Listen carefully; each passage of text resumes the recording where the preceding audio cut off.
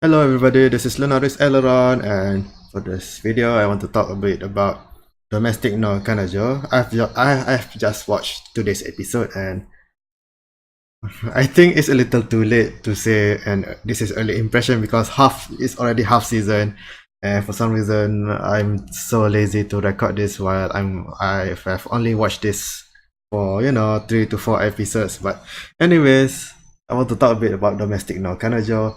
First thing, I have yet to read the manga, and yes, I know that it is a manga originally. For some reason, it has lots of chapter, and I don't really like this kind of genre. But the anime is okay. Here's the thing. If I am oblivious to the fact that it is still an ongoing manga, and the manga is already like 100 plus chapters, I would say that this is pretty good. I especially like the first arc. I think the first arc has a good bit of drama that is handled well. The characters feels realistic, but at the same time, it's not annoying. Like, here's the thing. Sometimes people makes an argument that, oh, this character does not behave realistically, so it's bad, or something like this character's behavior is realistic, so you don't have any valid criticism in arguing about this character being annoying. But I think that is being very shallow. That is, being realistic does not necessarily mean it's good, and being characters being unrealistic does not necessarily mean it's bad. Like, I remember I remember reading about a comment chain about this character who is, lots of people are complaining that it is he is very annoying, he is whiny, destructive, and very dismissive. But someone pointed out that I think as a psychiatry student pointed out that this character's behavior is very in line with people who have depression. But here's the thing: just because it is accurate does not mean it is entertaining. That's what I want to say. It's better to be entertaining than to be realistic.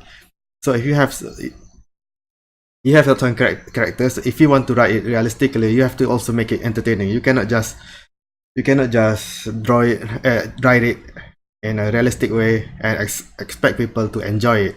Because I have read lots of angsty manga that is actually quite realistic, because some of them are actually practically biography. I'm talking about more on the indie scene, on the small manga, small author. They are realistic in a way that it is practically the writer's experience, but the how it is delivered and presented is so dreary and very painful to read. Just because it is accurate and realistic does not mean you will enjoy it. At the same time, you can definitely make a realistic character that is like whiny and depressive, something like that, but it also be entertaining. One of the anime I watched has a main character that is very insecure. He is basically I'm going off on a tangent here, but the characters is very insecure and whiny and annoying, but how the story is presented makes him like someone I want to cheer on, instead of someone like I hated and I just want to focus on another characters. That's my point. But Domestic no Kanojo is, at least in the first arc, regarding the teacher cheating with another person, and that person is actually married, and the whole drama between the protagonist and the heroine, it feels realistic, because some people just fall in love with other people even though they know it is against their principle and morality.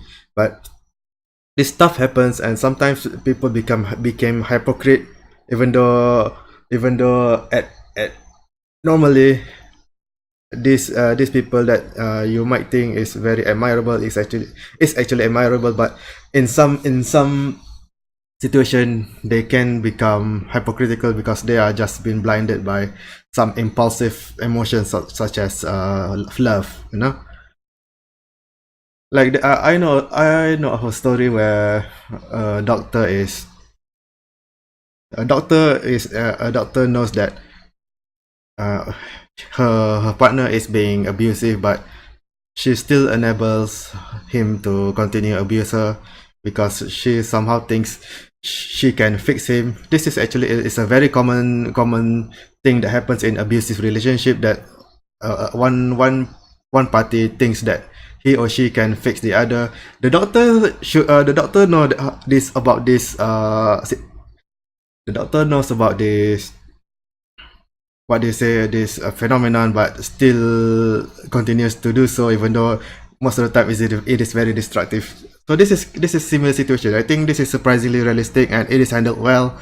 The first arc of Domestic no Kanojo, even though it is a very realistic and gritty situation, gritty plot, but it was handled well and it does not go overly angsty. You know, I hated when I first watched it. I thought of Kuzuno Honkai, which is actually, I think, is pretty good in a different way. But in the first arc, I'm glad that they don't go the full angst route, because angst is very tiring. You know, at least to me. I know some people who likes angst and enjoy looking at characters being miserable, but I don't really. I want it to be entertaining, and I think there is a specific way to make it entertaining for me, for angst to be entertaining to me. What I'm saying is that the first arc is pretty good. I enjoyed it. I enjoyed the conclusion. This is just talking about the story. I shouldn't focus too much on the story, but let me just say that I really enjoyed the first 4 episodes. But the today's episode and the last week episode is a little bit of a mixed bag, because I know that this is a manga that is still continuing. So that's kind of sucks, you know, because I want my romance drama to be self-contained by one or two season, you know, like Kuzuno Honkai. Kuzuno Honkai is one of the good thing about Kuzuno Honkai is it is self-contained. By the end of the season, by the end of the story, it ended everything. Well, the ending is kind of bad. No, I mean not bad. I mean it had everyone has a bad ending because everyone is become kind of miserable. The only one happy is the cuck and the slut. And even though their marriage is questionable, but that's something I can talk later. But anyways, the fact that I know that this manga anime will probably not end properly, that's kind of sucks. And I have already noticed that how it can get this far, because in today's episode, and last week episode, the anime suddenly introduce a bunch of new characters, and these characters have problem of their own, and I predict that in later storyline their problems will resurface and become a major plot point again later. That's not really, depends on how you write it. I think I'm in a mixed bag about I'm kinda in a mixed bag about this. I like the word mixed bag, you know. Okay, anyways, in terms of art, the art when it is a still image is pretty good, especially during the during the sex scene and I don't think you should say this is fan service because of the graphic sexual nature of this anime. Maybe I should say that there is lots of graphics, there is lots of fan service in this anime and nudity, but the animators know how to draw bodies anatomy pretty well, and some sex scene is pretty sensual. But the problem is, this anime has a pretty typical problem of studio on a budget. But the studio of this anime is Dio Media, and Dio Media does not really have a good track record. I think it made Kantai Collection. I hated Kantai Collection anime, so I didn't watch it. And made some anime like Mayo Higa and bunch of other stuff. I actually finished Mayo Higa. I actually enjoyed it, even though people say it's crap. I have my own reason why I enjoyed it. But what was I saying? The animation, yes.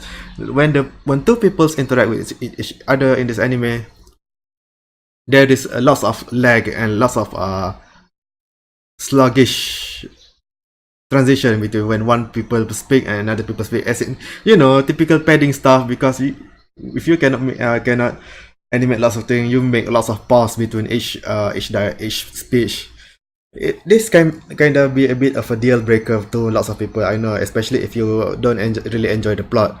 But if you really enjoy the plot, I think you can tolerate the sluggish dialogues between the characters. That's the most major problem, I think. And so far, I don't think there are any characters that are annoying or like I really hated. The protagonist is maybe like a little naive and a little hesitant, and some people just wish that he committed into things. But I think it was written well in how he hesitated in confessing to his teacher, or in resolving the relationship between him and his new sister or other characters. So the protagonist, that is not annoying to me. I think he is realistic, and yeah, how it is presented so far is pretty good and tolerable. The music is nothing noticeable except the opening. I really like the opening. The opening is how you make a good angsty opening, where if you are listening to this, you should try watching the opening at least.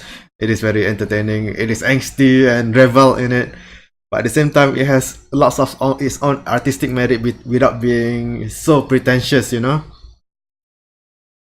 Anyways, my conclusion of 6 episodes of Domestic No Kanojo so far is that if you try a few episodes, and if you think that the characters are likable and the plot is into your things, I think you definitely should watch it. I'm definitely gonna continue watching it, even though I can predict that it's not gonna be, it may going to be go downhill later. But anyways, I'm gonna try. And if I want to rate this, like, I'm gonna say this is like average to above average. And if you don't really like this sort of thing, I don't think you will like it. Yeah. Anyways, thanks for listening.